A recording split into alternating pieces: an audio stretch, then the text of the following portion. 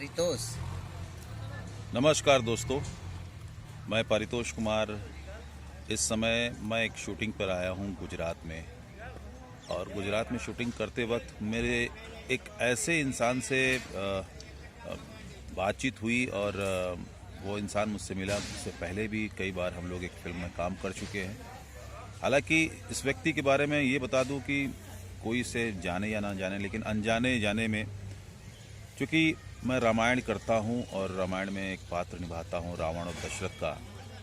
और जब कोई भी उस पात्र से जुड़ा कोई भी व्यक्ति मुझे मिल जाता है तो वो मेरे लिए बड़ा ही महत्वपूर्ण हो जाता है, दुनिया के लिए चाहे कुछ भी हो।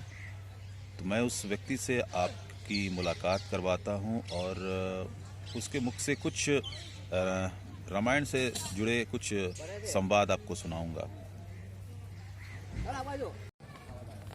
तो ये है राजकुमार गुप्ता। प्रणाम, जय सिया राम। और ये भोजपुरी फिल्मों में बहुत सारे काम भी करते हैं और आर्ट डायरेक्टर भी हैं, और इस फिल्म में भी वो काम कर रहे हैं। राजकुमार जी, आप रामलीला करते हैं। हाँ। तो रामलीला में कौन सा पात्र निभाते हैं आप? श्री राम की भूमिका निभाता हूँ। वाह, बहुत अच्छी बात है।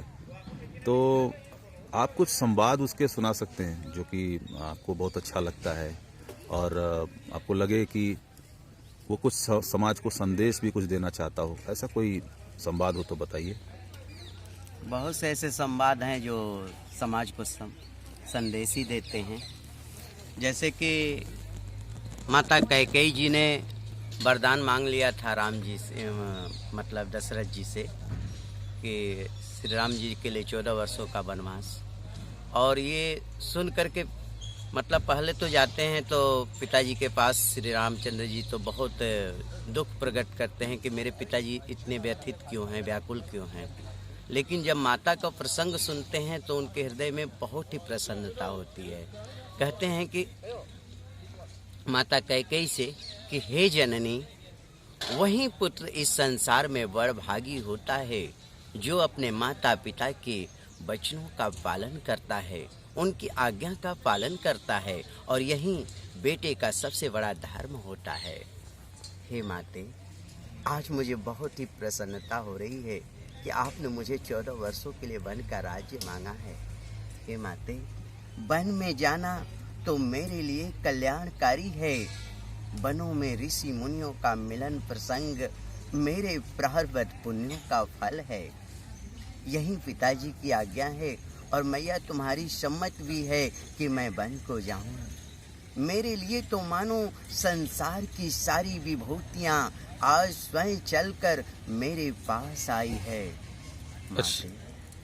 निश्चय है आज स्वर्ण अवसर, हमको आज्ञा देती हो माँ।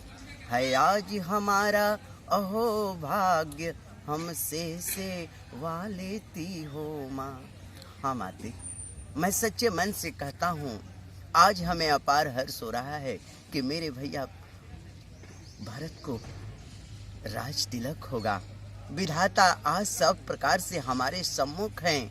यदि ऐसे काज में भी मैं वन को ना जाऊं तो मूर्खों के समाज में प्रथम मेरी गिनती होगी मैया। हाँ मैया, ऐसा मूर्ख जो अमृत को छोड़कर विष की मांग करता है, ऐसा मूर्ख जो कल्प वृक्ष को त्याग कर रेण के वृक्ष को सींचता है, सेवता है, ऐसा मूर्ख भी ऐसे समय को पाकर नहीं चूकता। पर हे मैया, आज मुझे एक ही बड़ा दुख होता है, मैं पिताजी को ऐसे व्याकुल अवस्था में देख रहा हूँ। बस इतनी छोटी सी बात और पिताजी को इतना बड़ा दुख। हे महतारी, मुझे तो विश्वास नहीं होता। अरे लोग तो धर्म के लिए बड़ा से बड़ा दुख सहते हैं, और फिर मेरे पिताजी तो धैर्यवान गुण के अथाह सागर हैं। जरूर मुझसे कोई बहुत बड़ा अपराध हुआ है माता, जो आप मुझे नहीं बता रही हो, जिस कारण मेरे पिताजी मुझे आज आशीर्वाद भी नहीं दे रहे हैं। मैया, तुम्हें मेरी सौगंध, सत्य भाव से कहो, पिताजी के दुख का कारण क्या है? अच्छा, दूसरा एक है रावण के साथ राम जी का कोई संदेश था, तो वो उसको छोटे में थोड़ा सा आप सुनाइए। रावण अभिमान बस कुछ ऐसा संवाद कहते हैं कि मतलब मतलब कहाँ का प्रसंग ऐसा? राम रावण युद्ध के समय जो है वो रावण से जो कुछ वार्तालाप होता है। रावण अभिमान बस अपनी प्रशंसा करते हैं कि मैंने ये जीता, मैंने वो जीता। तो राम जी कहते हैं कि हाँ रावण, भक्त और ज्ञानी में ही अंतर होता है। भक्त अनपढ़ हो, मूर्ख हो, परंतु वह हृदय का सच्चा और मन का सरल होता है। किंतु ज्ञानी तो जैसा दुष्ट भी हो सकता है। जिसके हृदय में अधर्म और कपट होता है उसकी अवस्था तुम्हारे जैसी होती है। जिसे लंका के स्वर्ण सिंहासन पर बैठकर भी जीवन भर अपूर्णता का कांटा चुभता रहा। रावण, इस समय तुम्हारे हृदय में केवल अशांति, चिंता और तड़प रह गई है, क्योंकि तुम्हारे जैसे हर दुराचारी को इस समय इस बात का आभास हो जाता है कि उसका अंत समय अब आ चुका है। रावण, यही अवस्था इस समय तुम्हारी हो गई है। हाँ रावण, तब वो घायल सांप की भांति सुरक्षा के बिल ढूंढते फिरता है, परंतु उसे सुरक्षा कहीं नहीं मिलती। रावण, इसी अवस्था का नाम दुर्दशा है। हे रावण, तेरे पाप कर्मों ने तेरे मन की शांति को छीन लिया है और तू उस विषैले कांटों की चुभन को छुपाने के लिए आज बड़ी बड़ी डींगे हाँक रहा है। रावण, जिसे तेरा ये मन भी नहीं मानता।